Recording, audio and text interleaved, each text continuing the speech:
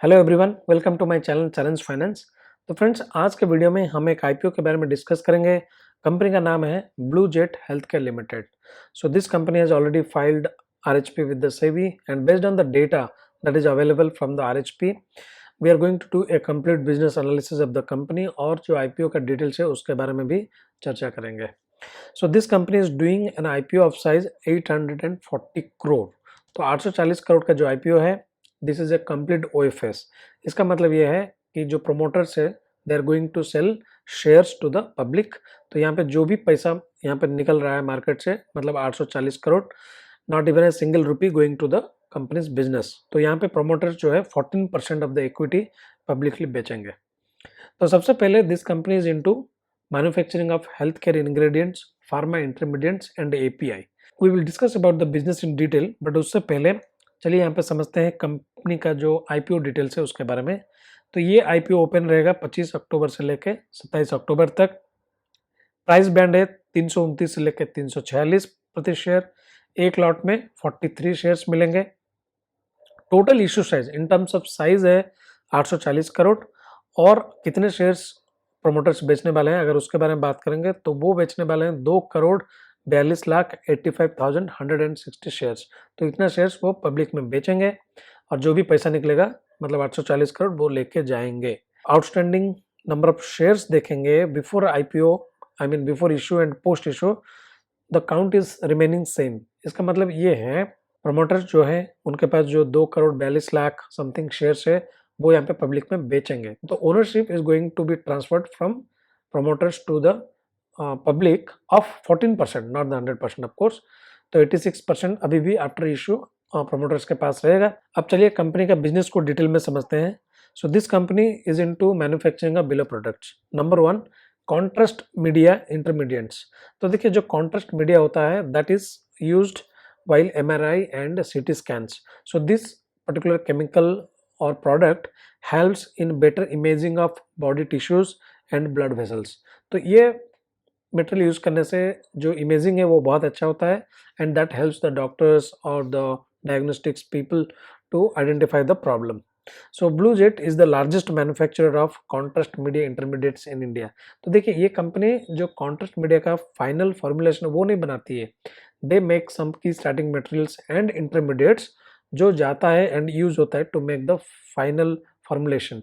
जो दूसरा प्रोडक्ट है वो है आर्टिफिशियल स्वीटनर। तो ये कंपनी आर्टिफिशियल स्वीटनर मैन्युफैक्चरिंग करती है। तो आर्टिफिशियल स्वीटनर्स में बहुत सारे प्रोडक्ट्स आते हैं उस कैटेगरी में, बट ये कंपनी जो जिस तरह का आर्टिफिशियल स्वीटनर बनाती है उस प्रोडक्ट का नाम है सैचरिन। तो ये जो आर्टिफिशियल स्वीटनर है that is basically used as a replacement of sugar, क्योंकि आजकल डायबिटीज और बाकी बीमारियां जो बहुत सारे हो रहे हैं because of the high sugar levels. तो ये प्रोडक्ट्स का डिमांड इसीलिए बहुत ज़्यादा होगा because we need to replace the sugar in our diet. तो ये जो आर्टिफिशियल स्वीटनर है that is mostly used in FMCG products like oral care, मतलब टूथपेस्ट, माउथ वॉश, और जो नॉन अल्कोहलिक ब्रेवरेजेस होता है स्पेशली सॉफ्ट ड्रिंक जैसे डाइट कोक होता है जहाँ पे शुगर यूज नहीं होता है, बट ये आर्टिफिशियल स्वीटनर यूज किया जाता है। Then confectionery products like mints, candies, तो वहाँ पे भी काफ़ी यूज होता है। और जो तीसरा कैटेगरी है वो है फार्मा इंटरमीडिएट्स एंड एपीआई। ये कंपनी बनाती है, but pharma intermediates and API का जो कंट्रीब्यूशन है बिजनेस में वो बहुत कम है। ना कमिंग टू द कंट्रीब्यूशन, तो यहाँ पे अगर हम देखेंगे FY21 में कॉन्ट्रास्ट मीडिया का कंट्रीब्यूशन था 71.5%। स्वीटनर्स, हाई इंटेंसिटी स्वीटनर्स या आर्टिफिशियल स्वीटनर्स, इसका कंट्रीब्यूशन था लगभग 20%। अगर हम FY23 में देखते हैं तो कॉन्ट्रास्ट मीडिया का कंट्रीब्यूशन रहा 70%, स्वीटनर्स का कंट्रीब्यूशन रहा लगभग 24%। तो दोनों का मिला के लगभग 75% कंट्रीब्यूशन है एज पर FY23 डेटा। और जो फार्मा प्रोडक्ट्स है उसका कंट्रीब्यूशन है लगभग 4.73%। तो फार्मा का कंट्रीब्यूशन अभी बिजनेस में बहुत कम है। और ये company blue Jet health care अपना जो प्रोडक्ट्स है ग्लोबली बेचती है। तो यहाँ पे अगर जियोग्राफिकल कंट्रीब्यूशन देखेंगे तो FY21 में यूरोप में कंट्रीब्यूशन था 79.73%, FY22 में यूरोप का कंट्रीब्यूशन था 76%, FY23 में लगभग 75%। इंडिया का कंट्रीब्यूशन था FY21 में 14.5% एंड 23 में लगभग 14%। तो यहाँ पे यूरोप का जो कंट्रीब्यूशन है इन द रेवेन्यू बहुत ज़्यादा है, 75% कंट्रीब्यूशन। उसके बाद इंडिया आता है दूसरे नंबर पे। Now moving to the manufacturing facility, their capabilities and utilization level. तो यहाँ पे ये जो कंपनी है अपना सारे मैन्युफैक्चरिंग फैसिलिटीज़ महाराष्ट्र में रखे हैं। यहाँ पे हम देख सकते हैं यूनिट 1 इन शाहद महाराष्ट्र, उसका कैपेसिटी भी देख सकते हैं। एनुअल कैपेसिटी जो है वो 200 किलोलीटर्स है। यूनिट 2 अंबरनाथ महाराष्ट्र 607 किलोलीटर, तो unit 2 is very big. Unit 3 again Mahad Maharashtra 213 kilolitre capacity. Unit 4 नया लोकेशन है अंबरनाथ महाराष्ट्र में, जहाँ जिसका कैपेसिटी ऑलमोस्ट होने का प्रोबेबिलिटी है 71 किलोलीटर।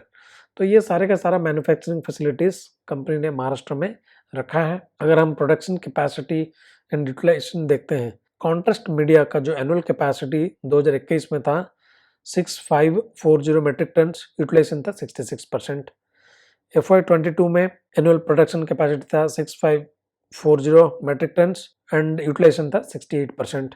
FY23 में भी जो एनुअल कैपेसिटी था वो 6540 मेट्रिक टन था, बट कैपेसिटी यूटिलाइजेशन बढ़ के आया है 72.5% में। हाई इंटेंसिटी स्वीटनर्स, इसका कैपेसिटी था 3650 metric ton and utilization was 50% in 2021। 2022 में capacity same 3650 metric ton but utilization was high at 71%। 23 में annual capacity was same 3650 metric ton but utilization was high at 71.5%। तो यहाँ पे अगर हम नोटिस करेंगे दोनों ही जो की प्रोडक्ट्स है, कॉन्ट्रास्ट मीडिया हो या हाई इंटेंसिटी स्वीटनेस हो, तो यहाँ पे जो एनुअल कैपेसिटी वो फिक्स रहा है फ्रॉम 21 टू 23। तो यहाँ पे जो हाई इंटेंसिटी स्वीटनेस है यहाँ पे काफ़ी ग्रोथ दिख रहा है, क्योंकि इनका कैपेसिटी जो है यूटिलाइजेशन बढ़ रहा है। इन टर्म्स ऑफ वॉल्यूम यहाँ पे ग्रोथ दिख रही है। Now moving to the financials, तो यहाँ पे अगर हम कंपनी का जो top line and bottom line का डेटा देखते हैं पिछले 3 साल का, तो रेवेन्यू था 2021 में 498 करोड़, 2022 में 683 करोड़, 2023 में 720 करोड़। तो यहाँ पे जो टॉप लाइन है ग्रो किया है, but this growth is not that great. Net profit देखेंगे 2021 में था 135 करोड़, 2022 में 181 करोड़, तो यहाँ पे बढ़िया जंप हुआ है। 2023 में थोड़ा सा गिरावट हुआ है 160 करोड़। अगर यहाँ पे हम EBITDA मार्जिन देखें, FY21 में EBITDA मार्जिन था 41.3%, तो this company is doing high EBITDA margin. FY22 में मार्जिन थोड़ा सा गिरावट हुआ 36.4%। FY23 में मार्जिन आया 30.39%। तो यहाँ पे मार्जिन अगर देखेंगे 21 से लेकर 23 तो बहुत बड़ा गिरावट आया है, 41% से लेके अभी FY23 में आया 30%। तो यहाँ पे लगभग 10% का डिप हुआ है मार्जिन में। तो ये मार्जिन का गिरावट का कारण देखना पड़ेगा, बट आई थिंक यहाँ पे इनके जो रॉ मटेरियल्स है या इनके जो प्रोडक्ट्स है कॉन्ट्रास्ट मीडिया एंड स्वीटनर्स, मुझे लगता है प्राइसिंग में प्रेशर है। Because of that I think the pressure is on the margins, which is not a good sign. Of course margin में इतना डिप आना अच्छा चीज़ नहीं है। रिटर्न ऑन इक्विटी FY21 में था 50%, FY23 में आया 26.6%। तो यहाँ पे return on equity almost half हो चुका है, विच इज अगेन नेगेटिव। तो यहाँ पे अगर ग्रोथ देखेंगे, टॉप लाइन का ग्रोथ उतना कुछ खास नहीं है, एंड बॉटम लाइन में तो गिरावट आया है, तो बॉटम लाइन में ग्रोथ नहीं दिखा है, and that is because of the compression in EBITDA margin. This is a debt-free company. They don't have any debt in their books. Now moving to the valuation, which can be a determining factor whether you want to apply to this IPO or not. Outstanding shares before IPO was 17 crore 34 lakh 65,425. OFS in IPO यानी कितने number of shares promoters बेचने वाले हैं, they are going to sell 2 crore 42 lakh 85,160 shares. Post IPO the share count will be same as pre IPO, जैसे मैंने starting में बताया, क्योंकि यहाँ पे प्रोमोटर्स अपने शेयर्स बेच रहे हैं। There is no fresh equity raise, promoter का जो शेयर्स है वो आ जाएगा पब्लिक के पास। तो यहाँ पे अगर हम मार्केट कैप देखेंगे तो total number of shares into share price 346, market cap निकल के लगभग आ रहा है 6000 करोड़। FY23 का पैट देखेंगे दैट वाज 160 करोड़। तो यहाँ पे FY23 का बेस में जो प्राइस टू अर्निंग रेशियो आ रहा है that is coming 6000 divided by 160 which is 37.5। तो यहाँ पे मुझे लग रहा है कि जो वैल्यूएशन है based on FY23 P 37.5 high लग रहा है, बिकॉज अगर कंपनी का बिजनेस देखेंगे they are into manufacturing of health care ingredient, which are basically commodities, जो कॉन्ट्रास्ट मीडिया या आर्टिफिशियल स्वीटनेस। पिछले 3 साल का अगर ग्रोथ देखेंगे, टॉप लाइन का ग्रोथ बहुत कम रहा एंड बॉटम लाइन में ग्रोथ हुआ नहीं है, मार्जिन डिक्लाइन हुए, रिटर्न इक्विटी गिरा है। तो ऑफकोर्स पास्ट का स्पेशली पिछले 3 साल का डेटा उतना अच्छा नहीं दिख रहा है।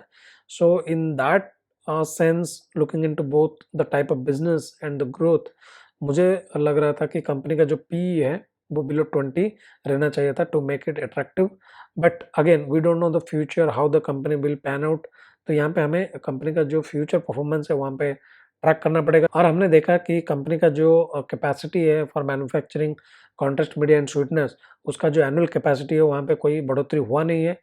So looking into all this data, मुझे लगता है कि यहाँ पे ये वैल्यूएशन थोड़ा एक्सपेंसिव है। तो फ्रेंड्स, ये था complete analysis of this IPO, जहाँ पे हमने कंपनी का बिजनेस, फाइनेंशियल्स, वैल्यूएशन सबके बारे में स्टडी किया। So I hope you guys like this analysis. So do subscribe to my channel. I will come up with such great analysis of IPOs and also the existing companies. So thanks for watching and see you guys in the next video. Till then, enjoy and happy investing.